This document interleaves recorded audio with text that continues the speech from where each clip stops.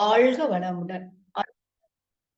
அருட்தந்தை வேதாத்ரி மகரிஷி அவர்கள் தனி மனிதன் அமைதி பெறுவதற்காக உடல் நலத்திற்கு உடற்பயிற்சி, உயிர் வளம் பெற காயகல்ப பயிற்சி, மனம் அமைதி பெற அகத்தவம் மற்றும் அகத்தாய்வு பயிற்சிகளை அளித்துள்ளார். இத்தகைய சிறப்பான மனவளக்கலை என்னும் வாழ்க்கை கல்வியை உலக சமுதாய சேவா சங்கம் ஸ்கை யோகா இணைய வழியே 12 நாட்கள் அடிப்படை பயிற்சியாகவும், அதனைத் தொடர்ந்து 4 மாதங்கள் சான்றிதழ் கல்வியாகவும் நம் இல்லம் தேடி அளித்து வருகிறது. இந்த சிறப்பான செய்தியினை நமது உறவுகளிடமும் நட்புகளிடமும் பகிர்ந்து அனைவரும் உடல் நலத்துடன் ஆரோக்கியமாக அமைதியாக வாழ நம்மால் ஆன சிறு உதவியினை செய்வோம். மகரிஷியின் கனவாம் உலக அமைதிக்கு நம்மால் என்ற சிறு தொண்டினை செய்து குருவின் கனவை நினைவாக்குவோம். மேலும் விவரங்களுக்கு குண்டலினி யோகா .edu என்ற இணையதளத்திற்கு செல்லவும். வாழ்க வளமுடன். தவத்தினை தொடர்ந்து நோய் வர காரணங்கள் என்ற தலைப்பில் சிந்தனை விருந்து வழங்க பேராசிரியர் அருள்நிதி ஜெயலட்சுமி குமரேசன் அம்மா அவர்களை அன்புடன் அழைத்து அமர்கிறோம். அனைவருக்கும் நன்றி. அனைவருக்கும் உழைப்பாளர் தின நல்வாழ்த்துக்கள். என்னோட வாய்ஸ் கிளியரா கேக்குதுங்களா? வாழ்க வளமுடன். அம்மா கேக்குதுங்கம்மா. நன்றிங்கம்மா. கொஞ்சம் மைல்டா இருக்கு. சரிங்க. வாழ்க வையகம், வாழ்க வையகம், வாழ்க வளமுடன். குரு வாழ்க, குருவே துணை. அருட்தந்தை அவர்கள் சுக்கமமாக நிறைந்து இன்றைய அமர்வினை வழிநடத்தி தருவாராக. மிக சிறப்பாக நமக்கு ஆழ்ந்த தவத்தை வழிநடத்திய பேராசிரியர் அருள்நிதி அமுதா நமச்சிவாயம் அம்மா அவர்களும் அவர் தம் அன்பு குடும்பமும் அருட்பேராற்றல் கருணையினால் உடல்நலம், நீளாயும், நிறை செல்வம், உயர்ப்புகள், மெய்ஞானம் ஓங்கி வாழ்க வளமுடன், வாழ்க வளமுடன், வாழ்க வளமுடன்.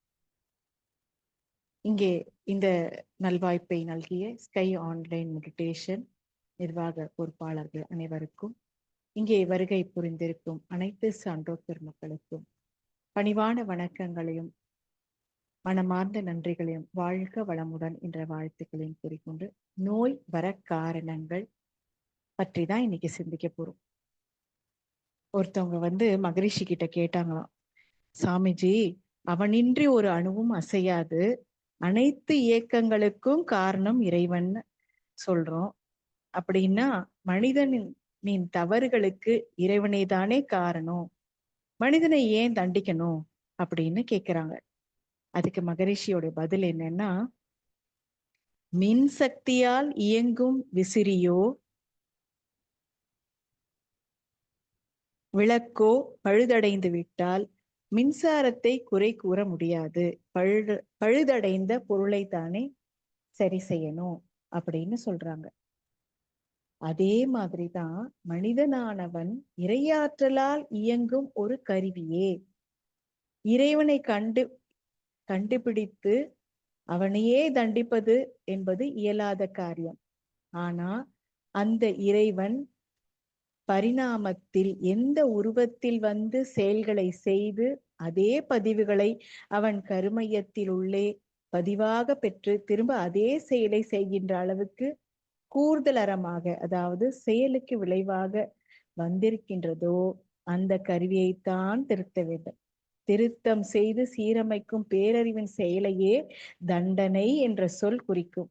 எந்த இடத்துல இயற்கையோட ஆற்றலுக்கு முரணாக செயல்கள் உண்டாயிற்றோ, எந்த செயலில் அல்லது இடத்திலிருந்து தனக்கும் பிறருக்கும் துன்பம் வருகின்றதோ அங்கேயே அதை மாற்றி அமைப்பதற்கான திருத்தம் பெறுவதற்காக சிந்தனை மிக்க அறிஞர்களால் வகுக்கப்பட்ட சீர்திருத்த முறையைத்தான் தண்டனை என்ற பெயரால் திருத்த வேண்டிய மனிதனுக்கு கொடுக்கிறாங்க அப்படின்னு சொல்றாங்க.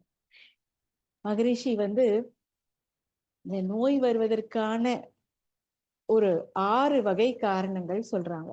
என்ன அப்படின்னா, கருவமைப்புல உள்ள குற்றம், ஹெரிடிட்டரியா பாரம்பரியமாக நமக்கு வித்து வழியாக வந்திருக்கக்கூடிய பதிவுகள், அப்புறம் உணவு வகை ஒவ்வாமை, களங்கமுடைய எண்ணம், இயற்கை ஆற்றலுக்கு முரண்பாடான இயற்கை ஆற்றல் அப்படிங்கிறது இந்த பஞ்சபூத ஆற்றல், நிலம், நீர், நெருப்பு, காற்று, விண், அப்புறம் கோள்கள்.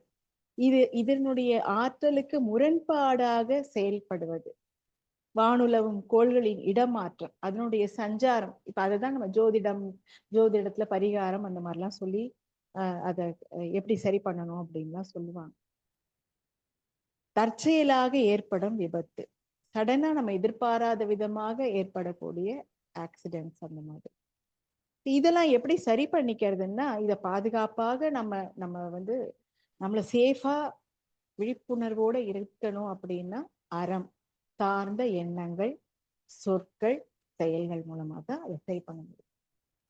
பொதுவாக இந்த நோய் வர காரணங்கள் என்ன அப்படின்ட்டு பார்த்தோம்னா, உள் மற்றும் வெளிக்காரணங்கள் அப்படின்னு சொல்றாங்க. பெரும்பாலும் உள்ளுக்க அப்படின்றது நம்ம உடலுக்குள்ள, வெளிக்காரணங்கள் அப்படிங்கிறது வெளியில, நம்ம உடம்புக்கு வெளியில.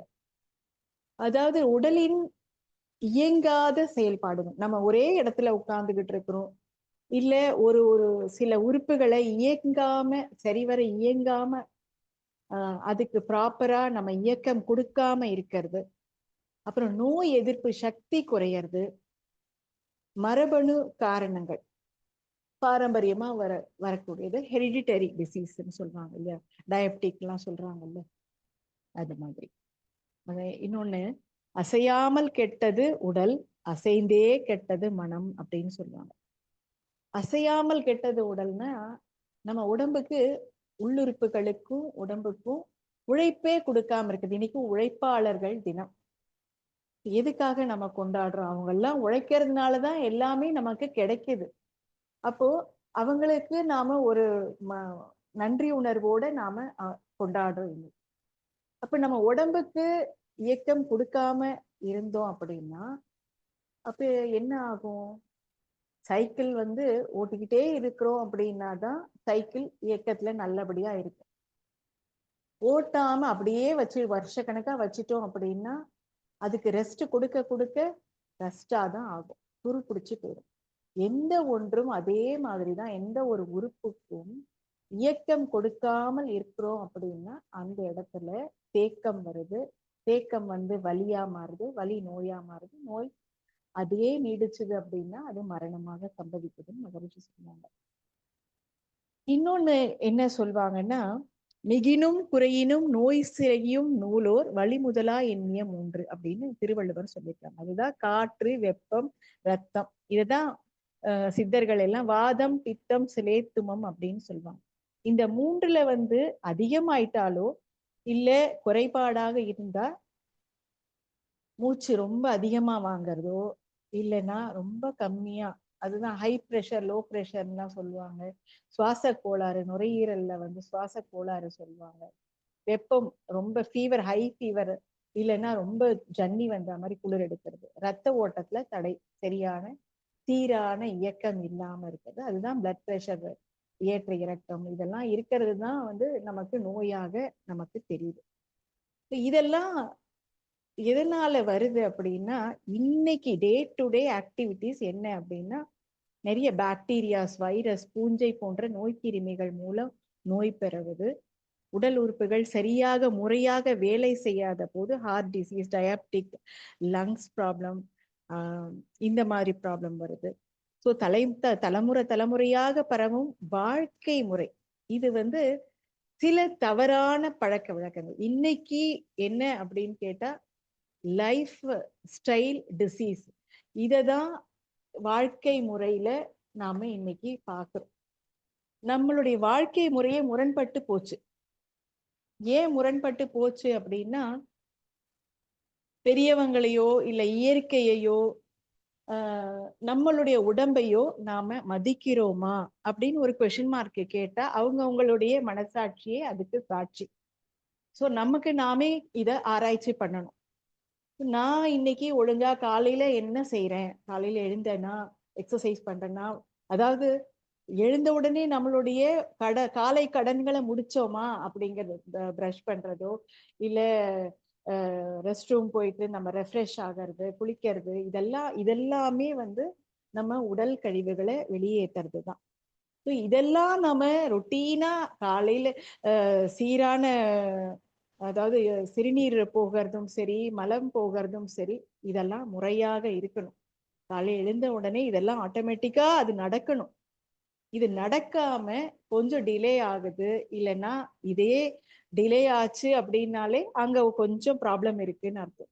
ஸோ இது ஆரம்பத்திலேயே நம்ம கண்டுபிடிச்சணும். ஏன் டிலே ஆகுது? அப்ப முதல் நாள் நைட்டு நம்ம என்ன சாப்பிட்டோம்? பீட்சா, பர்கரை சாப்பிட்டோமா? இல்ல பரோட்டா சாப்பிட்டோமா? இல்ல பிரெட் சாப்பிட்டோமா?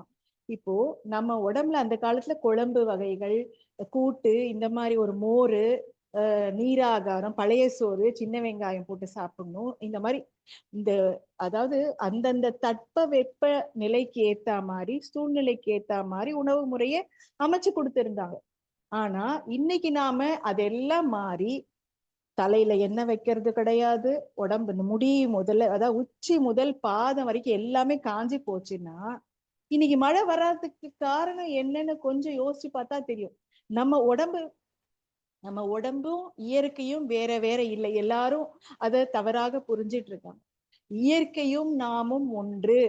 இப்ப இயற்கை எப்படி நமக்கு ஒத்திசைவாக இருக்குமோ அத மாதிரிதான் நம்ம அதுக்கு ஒத்திசைவாக மதிச்சு நடக்கணும். அப்ப எதுக்காக தேங்காய் எண்ணெய் தலையில வைக்கணும், நல்லெண்ணெய் தேய்ச்சி குளிக்கணும், இந்த மாதிரிலாம் சில இயற்கை சீயக்காய் இது பண்ணும், கடலை மாவு, பயத்த மாவு உடம்புக்கு தேய்ச்சி குளிக்கிறது, இதெல்லாம் இப்ப எல்லாமே முரண்பாடு ஆயிடுச்சு. சோப்பு, ஷாம்பு, இந்த மாதிரி எல்லாமே மாறி போச்சு. இயற்கை உணவு வகைகளே இல்லை. எல்லாமே ஃபாஸ்ட் ஃபுட்டு. அப்புறம் இப்ப ஆன்லைன்ல ஆர்டர் பண்ணி வீட்டுக்கு வரவழைச்சு சாப்பிடுறோம். இன்னைக்கு அப்படித்தானே இருக்கு. நம்ம பிள்ளைங்க நம்ம செய்யறோமோ இல்லையோ, நம்ம பிள்ளைங்க இன்னைக்கு ஒண்ணு பானிபூரி, இல்லைன்னா ஃப்ரைட் ரைஸ், நடு ராத்திரி 12 மணிக்கு 100 ரூபாய்க்கு பிரியாணி, இந்த மாதிரி லைஃப் ஸ்டைல் இருந்ததுன்னா நோய் ஏன் வராது? அப்போ இது இது பத்தாததுக்கு இப்ப என்னன்னா நைட் டைம்ல தூக்கம்ன்றதே இல்ல. ஏன் தூக்கம் அவ்வளோ ஹீட் ஆகுது? உடம்பு உடம்பு அவ்வளோ ஹீட் ஆகுறதுனால நைட்ல தூக்கம் வர்றதில்ல. மொபைலையே இருட்டுல லைட் எல்லாம் ஆஃப் பண்ணிட்டுல இருட்டுல உட்கார்ந்து மொபைல் பார்க்கணும். இதனால என்ன ஆகுது? கழுத்துக்கு அதாவது போஸ்டர் மாறுது, கழுத்துக்கு வலி வருது, ஷோல்டர் பெயின் வருது. மொபைல வச்சுக்கிட்டே பார்த்துட்டு இருந்தா நம்ம கையில தானே பிடிச்சிட்டு பாக்குறோம். இதனால என்ன ஆகுது அப்படின்னா வர்டிகோ, தலை சுத்தல், தூக்கம் கெடுறது ஒண்ணு. மறுநாள் அந்த தூக்கம் சரியில்லை, டிஸ்டர்ப்டு ஸ்லீப்பா இருக்கும் போது தூக்கம் சரியில்லாததுனால தலை சுத்தல் வருது, அப்புறம் கழுத்து வலி வருது, ஸ்பாண்டிலைட்டிஸ் ப்ராப்ளம் வருது. இதெல்லாம் தொட்டு தொட்டு தொட்டு ஒன்னொன்னா எப்படி வருதுன்னு கொஞ்சம் பார்ப்போம். இதுதான் இன்னைக்கு நம்ம வாழ்க்கை முறைய மாறி மாறி நம்ம நோயை நாமளே வலிய காசை கொடுத்து வாங்கிக்கிறோம். இப்ப இன்னைக்கு டிஜிட்டல் டாக்ஸிக்கா இருக்கக்கூடியது என்ன அப்படின்னா இந்த மொபைல், லேப்டாப், டிவி, இது எல்லாமே இதனுடைய ரேடியேஷன்ஸ் இன்னைக்கு கண்களை பாதிக்குது, காதுகளை பாதிக்குது, நம்மளுடைய ஹோல் உச்சி முதல் பாதம் வரைக்கும் எல்லாத்தையும் நமக்கு பாதிப்பு வருது. மொபைலையே தூங்கறதுக்கு முன்னாடி ஒரு 2 மணி நேரத்துக்கு முன்னாடியே ஆஃப் பண்ணிட சொல்றாங்க. எந்த ஒரு டிவியும் பார்க்க வேண்டாம், மொபைலும் பார்க்க வேண்டாம், அந்த ரேடியேஷன்ஸும் நமக்கு தேவை கிடையாது. 8 மணிக்கோ இல்ல 9 மணிக்கோ டோட்டலா ஆஃப் பண்ணி நகர்த்தி வச்சுட்டு ஃபேமிலியோட டைம் ஸ்பெண்ட் பண்ணுங்க. இன்னைக்கு மன அழுத்தம் ஒரு முக்கிய காரணியாக இருக்கு இன்னைக்கு நோய் வர்றது. ஏன் மன அழுத்தம்னா உறவுகளோட, அப்பா அம்மா பிள்ளைங்களோட உட்கார்ந்து பேசுறதே இல்லை. எல்லாரும் அவங்கவுங்க மொபைல தான் உட்கார்ந்து பார்த்துக்கிட்டு இருக்காங்க. அப்ப நான் உறவுகளோட உட்கார்ந்து பேசும்போதுதான் அவங்களுக்குள்ள நிறை குறை எல்லாமே அவங்க ஓப்பனா பேச முடியும். ஸோ ஒன்னா உட்கார்ந்து சாப்பிடுறது, ஒன்னா உட்கார்ந்து பேசுறது, இதெல்லாம் கொஞ்சம் நம்ம குடும்பத்துக்கு, குழந்தைங்களுக்கு, பெத்தவங்களுக்குன்னு நேரத்தை நாம ஒதுக்கணும். அப்படின்னா மனசுல அழுக்கு சேராது, களங்கங்கள் சேராது. என்ன பிரச்சனைன்னு பாதி பேசினாலே தீந்து போயிடும். பேசி கலந்து அதுக்கு தீர்வை கண்டுபிடிச்சிட்டாலே மனசுல உள்ள களங்கங்கள் நீங்க. இதுக்குதான் மகரிஷி அவங்க அகத்தாய்வு பயிற்சியை கொடுத்திருக்காங்க, தவம் கொடுத்திருக்காங்க. ஸோ இந்த எட்டு அதாவது ஆல்பா நிலை அப்படிங்கிறது 13 சைக்கிள்ஸ் பெர் செகண்ட்ல இருந்து 8க்கு வரணும் நம்மளுடைய மென்டல் ஃப்ரீக்வன்சி. இந்த 8 அப்படிங்கிறது எதோட தொடர்புடையதுன்னு நம்ம கொஞ்சம் யோசிச்சு பார்த்தா இந்த டிஎன்ஏ இந்த பார்த்தா அதனுடைய ஷேப் அப்படிதான் இருக்கும். இந்த கோயில்கள் எல்லாம் பாம்பு தான் வச்சிருப்பாங்க, அது சின்ன சின்னதா குட்டி குட்டியா வச்சிருப்பாங்க. அது எல்லாமே இந்த பாம்பு மாதிரிதான், 2 பாம்பு சேர்ந்த மாதிரிதான் இருக்கும். நம்மளுடைய குண்டலினி சக்தி அப்படித்தான் நம்ம சொல்லுவாங்க இல்லையா, பாம்பு சுருட்டி இருக்கு, அதனுடைய தலைப்பகுதி தான் நமக்கு உச்சிக்கு கொண்டு வந்து புருவத்துக்கு கொண்டு வந்து புருவ மத்தியில நாம பாக்குறோம். அதுதான் இடகலை பிங்களை சுழுமுனை நாடின்னு சொல்லி. இது எல்லாத்துக்குமே தொடர்பு இருக்கு. கொஞ்சம் ஆராய்ச்சி பண்ணி பார்க்கணும், வேற ஒண்ணும் இல்லை. இந்த சுவாசத்தை நாம சீராக வச்சுக்கிட்டோம்னா நோய் வர்றத வெகுவாக குறைக்கலாம். இந்த சுவாசம் காற்றுக்கு நம்ம முறையாக அதை கவனிக்கிறோமா பார்த்தா இன்னைக்கு எதுவுமே இல்லை. எல்லா இடத்துலயும், அதாவது ஏரி குளம் இருக்கக்கூடிய இடங்கள்ல எல்லாம் விவசாய நிலங்கள் எல்லாம் இன்னைக்கு பில்டிங் போட்டு வித்துட்டாங்க, பிளாட்டு போட்டு வித்தாச்சு. ஸோ இப்ப என்ன ஆகுது, வயல்வெளியில உணவு கிடைக்க வேண்டியது கிடைக்கிறது இல்லை. ஸோ இது மறைமுகமாக விவசாயிகளுடைய வருத்த அலைகளுக்கு காரணமாகுது. இன்னொன்னு, மரஞ்செடி கொடிகள் எல்லாத்தையும் இல்லாம பில்டிங்கை கட்டிடுறாங்க, சுத்தி முத்தி காத்தோட்டமே இல்லை. இப்ப வந்து ஆர்டிபிஷியலா நம்ம என்ன பண்றோம், ஏசிய போட்டு ரூம் எல்லாத்தையும் அடைச்சுக்கிட்டு, ஏசியில நம்ம வந்து வெளிக்காத்து, அதாவது நம்ம மூச்சு விடுறோம், உள்ளுக்கு நம்ம சுவாசிக்கிற காத்து என்ன ஃப்ரெஷ்ஷாவா அது கொடுக்குது? அதனுடைய மெக்கானிசமே அப்படி கிடையாது இல்லையா? கொஞ்சம் யோசிச்சு மெக்கானிக்கல் என்ஜினியரை கேட்டா தெரியும். ஏன்னா நம்ம விடுற காத்து கார்பன் டை ஆக்சைடு, நம்ம ஆக்சிஜனை திரும்ப உள்ள கொண்டு போறோமான்னா கிடையாது. ஏன்னா விடுற கார்பன் டை ஆக்சைடே தான் நமக்கு திரும்ப உள்ள கொண்டு போறோம். ஏசி போட்டா வெளியே எல்லா பக்கமும் ஜன்னல் கதவு காத்தோட்டமா சுத்தி முத்தி மரம் செடி கொடிகள் இருக்கு அப்படின்னா அந்த இயற்கை சூழ்நிலை நமக்கு பாதுகாப்பை கொடுக்கும், நமக்கு காற்றோட்டத்தை கொடுக்கும், நம்மளுடைய லங்ஸுக்கு நல்ல காத்து கிடைக்கும், சுத்தமான காத்து கிடைக்கும். ஆனா அப்படி இல்லை. இப்ப நாலா பக்கமும் கதவை மூடிக்கிறதுனால நமக்கு ப்ராப்பரா வர வேண்டிய காத்து தடைப்படுது. இன்னொன்னு, அந்த நம்ம ஃப்ரிட்ஜுக்குள்ள வச்சா என்ன ஆகும், எல்லா பொருளுமே சில்லுன்னு ஆகும். இதே ஃப்ரீசருக்குள்ள வச்சா ஃப்ரீஸ் ஆயிடும். இப்ப நாம இயற்கையாக இருக்கக்கூடிய காத்தை ஃப்ரீஸ் பண்றோம். ஏன் சுவாச கோளாறுகள் அதிகமாக வருது அப்படின்னா இதனாலதான். இன்னொன்னு, ப்ரெஷர் குக் பண்றது. காத்து ஃப்ரீ ஃப்ளோவா இருக்கக்கூடிய காத்து நம்ம அந்த காலத்துல ஓப்பனாவே தான் எல்லாமே பானையில வேக வச்சு ஓப்பனா தான் தட்டு வச்சு மூடி வச்சு பண்ணுவாங்க. இப்பதான் ப்ரெஷர் குக்கர்னு ப்ரெஷரை நாமளா இது பண்ணிக்கிறோம், எல்லாத்துலயும் ப்ரெஷர் பண்ணிக்கிறோம். ஸோ காத்தையும் ப்ரெஷர் பண்ணி லங்ஸையும் நமக்கு முறையான காத்தோட்டம் இல்லாம கிடைக்காம நாமளே நோயை வரவழைக்கிறோம். இன்னொன்னு ஹீட், வெப்பம், இந்த வாதம் அப்படிங்கிறதே வந்து காத்து, இதுவும் வாதம் தான், பித்தம் தானே ஹீட். வாதம் தான் இதெல்லாம், இந்த காத்தோட்டத்தினால வரக்கூடிய பிரச்சனைகள் தான் எல்லாமே வாதம். பிடிவாதம் இருக்கிறவங்க அதிகமாக ரொம்ப அடமெண்டா என்னால இது முடியாது, செய்ய முடியாது, நான் இப்படித்தான் இருப்பேன் அப்படிங்கிறவங்களுக்கு எல்லாம் நிறைய விஷயங்கள். ஏதாவது இன்னொன்னு, நம்ம ப்ராப்பர் எக்ஸசைஸ் இல்லாம இருக்கிறது, அந்த ஃபிளெக்சிபிலிட்டி அப்படிங்கிறது நம்ம உடம்புல இல்லை அப்படின்னா நம்ம முறையாக உணவு, அதாவது நம்ம உடம்புக்கு ஏத்த உணவா சாப்பிடணும். ஒரு சில உடம்புக்கு உருளைக்கிழங்கு ஆகாது, நான்வெஜ் ஆகாது அப்படின்னா அதை நாம சேர்க்காம இருக்கணும். நமக்கு ஒவ்வாமை தரக்கூடிய காய்கறிகள், கிழங்கு வகைகள், இதை நாம சேர்த்துக்க கூடாது. ஸோ அப்ப காற்றுக்கு ஏத்த மாதிரி உணவு வகைகள், நமக்கு நம்ம உடம்புக்கு எது வேணுமோ, சில பேருக்கு அது உடம்பு சொல்லும் இது வேண்டாம், இதை சாப்பிடாத அப்படின்னு நம்மளுடைய இன்ட்யூஷன் சொல்லும். அத நம்மளுடைய உடல் மொழியை நாம கேட்கணும். இப்ப பசிக்கல சாப்பிடாத அப்படின்னு சொல்லும். ஆனா பசிக்குதோ பசிக்கலையோ நம்ம டைமுக்கு சாப்பிடணும், மாத்திரையை போடணும் அப்படின்னு சொல்லிட்டு நம்ம சாப்பிட்டுடுறோம். இதனால என்ன ஆகுது, நம்மளுடைய நோயை நாமளே வரவழைச்சிட்டோம். பசிக்காம சாப்பிட்டா டைஜஷன் ப்ராப்ளம் இருக்கும். டைஜஸ்டிவ் சிஸ்டம் வந்து கன்ஃபியூஸ் ஆயிடும்.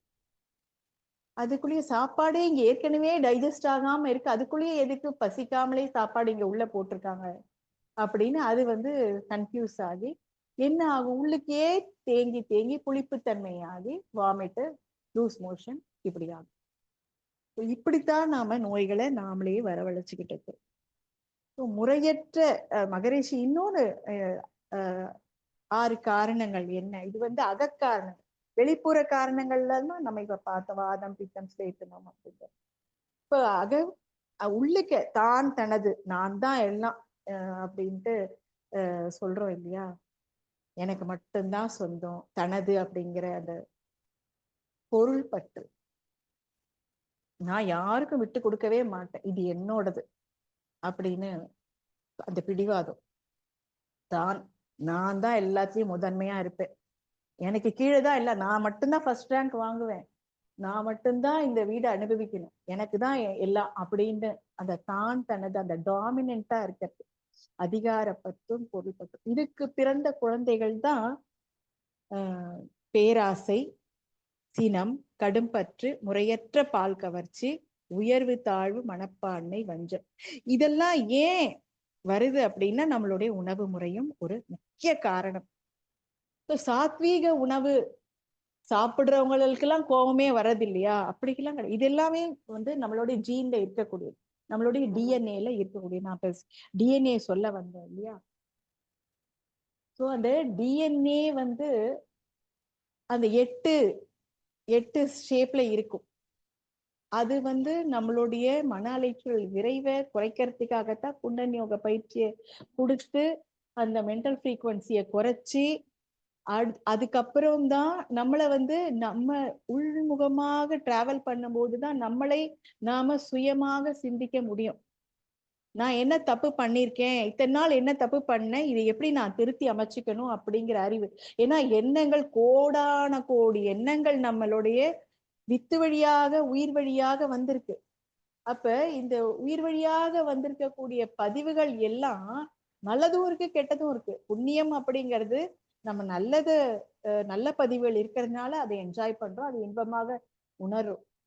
ஆனா பாவப்பதிவுகள் அப்படிங்கிறது துன்பமாக வரும்போதுதான் எனக்கு ஏன் இந்த கஷ்டம் வந்துச்சு, வை ஷுட் ஐ சஃபர், நான் ஏன் எனக்கு வந்து நாயே பிடிக்காது, ஆனா என் வீட்டுல என் பையன் வந்து நாயை வச்சுட்டு இதெல்லாம் நான் பார்க்கணுமா, எனக்கு இது தேவையா, இவங்களெல்லாம் நான் வச்சு இவங்களுக்கு சாப்பாடு கொட்டணுமா, நான் எதுக்கு சஃபர் ஆகணும், அந்த அக்செப்டன்ஸ் இல்லை, ஃபிளெக்சிபிலிட்டி இல்லை. ஸோ அந்த ஏற்புத்தன்மை ஏன் வருது அப்படின்னா மென்டல் ஃப்ரீக்வன்சி உணர்ச்சி வயப்பட்ட நிலையில இருக்கு. எப்படி இருக்குன்னா 14ல இருந்து 40 வரைக்கும் போய்கிட்டு இருக்கு. ஸோ இந்த மென்டல் பீட்டா வேவ்ல இயங்கும் போது நம்ம தவறுகள் மட்டும்தான் செய்வோம். அதுல வந்து நோ காம்ப்ரமைஸ். அதுல வந்து எதை பார்த்தாலும் தப்பாதான் தெரியும், அவங்க அது சரியில்லை, இவங்க இது சரியில்லை, குறையாதான் பார்ப்போம்.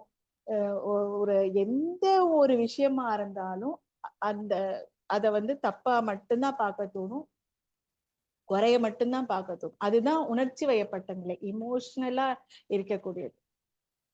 இந்த ஃப்ரீக்வன்சிக்கு கீழே நம்ம உணர்ச்சி வயப்படாத உணர்வு நிலையில வரும்போது அந்த அயரா விழிப்புணர்வுல அகத்தாய்வு செய்யும் போது கிளென்ஸ் ஆகும். அகத்தாய்வு செய்யலைன்னா ஏதோ ஒரு ஃப்ரீக்வன்சில பதிஞ்சு வச்சிருக்கிற ஒரு உணர்ச்சி வயப்பட்ட எண்ணம் வந்து அது மட்டுமே ஊடாடிக்கிட்டே இருக்கும் மைண்ட்ல. அப்ப நம்ம தவம் செய்யும் போது தேவையில்லாத எண்ணத்துக்கு நாம அழுத்தம் கொடுக்க அந்த எண்ணமே செயலுக்கு வந்துடும். அப்ப நமக்கு தேவையுள்ள எண்ணம் எது, தேவையில்லாத எண்ணம் எது, இதை நாம எப்படி ஃபில்டர் பண்றது, எப்படி வடிகட்டுறது அப்படிங்கிறதுதான் அகத்தாய்வு பயிற்சி நமக்கு கத்துக் கொடுக்குது. ஸோ இது எல்லாமே டீடாக்ஸ் பண்ணணும் அப்படின்னா என்ன பண்ணணும், வாட்டர், அதாவது மனசுக்கு மௌன விரதம், இன்னொன்னு அகத்தாய்வு பயிற்சி, உடலுக்கு உண்ணாவிரதம். ஸோ டீடாக்ஸ் பண்ணணும்னா ஒன்று வாட்டர் டயட் எடுங்க, ஃப்ரூட்ஸ் டயட் எடுங்க அப்படின்னு சொல்றாங்க. உடலுக்கு ஏன்னா ஒவ்வொரு உள்ளுறுப்புகளுக்கும் அதை லிவரை டீடாக்ஸ் பண்ணணும், லங்ஸை டீடாக்ஸ் பண்ணணும் அப்படின்னா சுவாச பயிற்சி எடுத்துக்கணும். லிவரை டீடாக்ஸ் பண்ணணும், லிவருக்கும் கண்ணுக்கும் தொடர்பு உண்டு, அதே மாதிரி காதுக்கும் கிட்னிக்கும் தொடர்பு உண்டு. ஒவ்வொன்றுமே அதே மாதிரி காதுக்கும் மூளைக்கும் தொடர்பு உண்டு. ஒவ்வொரு உறுப்பும் ஒன்னோடு ஒண்ணு மெரிடியன் நர்வ்ஸால பின்னப்பட்டுதான் இருக்கு. அப்போ இதுல வர தேங்கக்கூடிய கழிவுகள் மூளை வழியாக தான் சரி பண்ண முடியும். ஏன்னா நம்மளுடைய பிட்யூட்ரி கிளாண்ட் தான் ஆகினை. Pituitary gland master gland of the body. நம்ம உடம்புக்கு தலைமை சுரப்பி தான் பிட்யூட்ரி. பீனியல் கிளாண்ட் அப்படிங்கிறது உச்சி.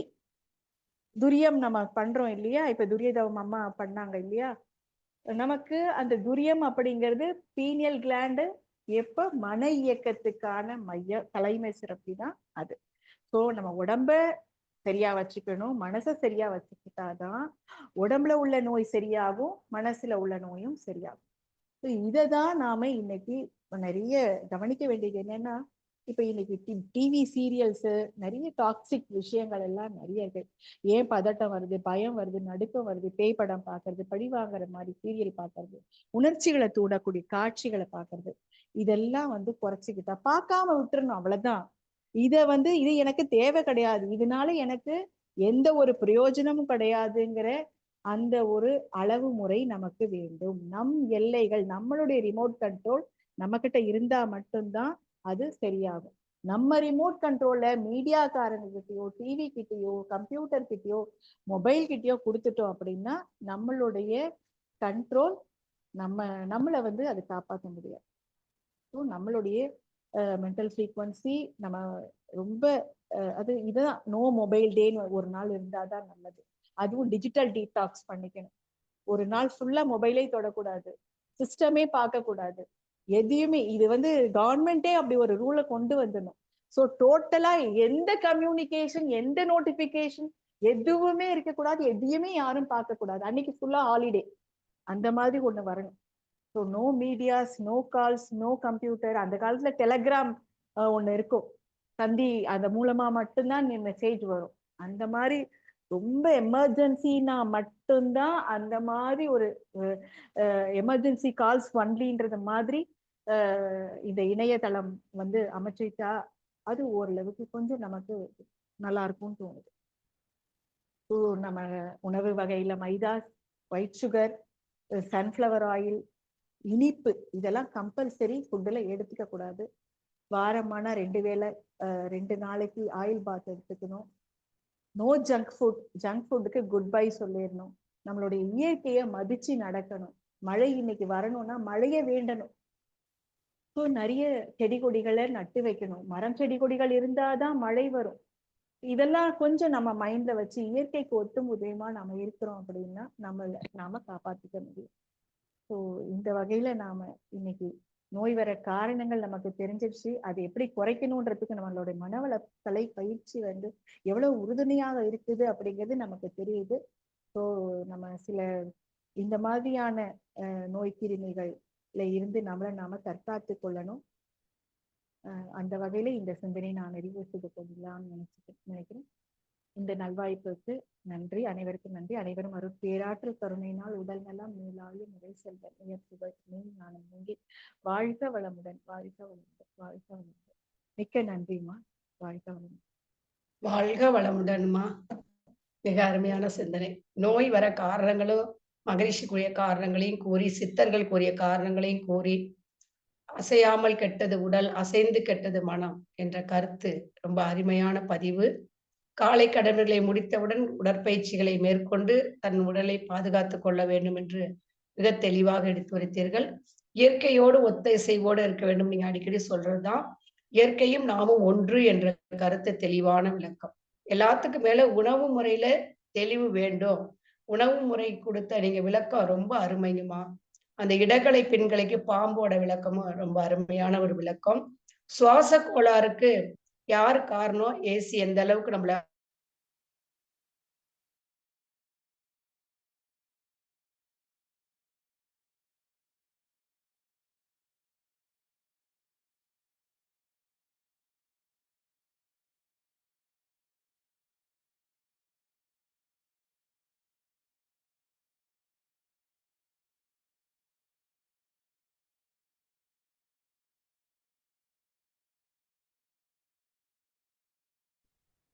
நம்ம ஆடியோ செக் பண்ணிக்கங்க. வாழ்க வளமுடன்.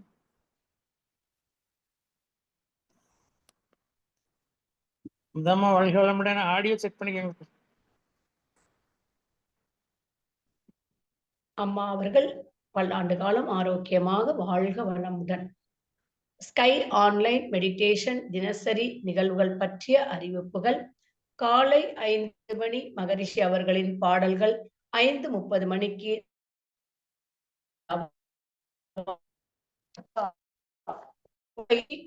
மற்றவுடன் நடைபெறுகிறது. அதனை நாம் பார்த்து கொண்டே செய்து கொள்வோம். மாலை 6 மணிக்கு மகரிஷி அவர்கள் பாடல்கள், மாலை 6:25 மணிக்கு காயகல்ப பயிற்சி, மாலை 6:30 மணிக்கு தவம், மாலை 7 மணிக்கு சிந்தனை, மாலை 7:30 மணிக்கு உலக நல வாழ்த்துடன் நிறைவு. பிரதி சனி மாலை தவத்தினை தொடர்ந்து மாலை 7 மணி முதல் 7:30 மணி வரை ஐயம் தெளிதல் நிகழ்வு நடைபெறுகிறது. பிரதி ஞாயிறு மாலை 7 மணி முதல் 7:30 மணி வரை சிந்தனை உரை நடைபெறுகிறது. சிறப்பு சிந்தனை.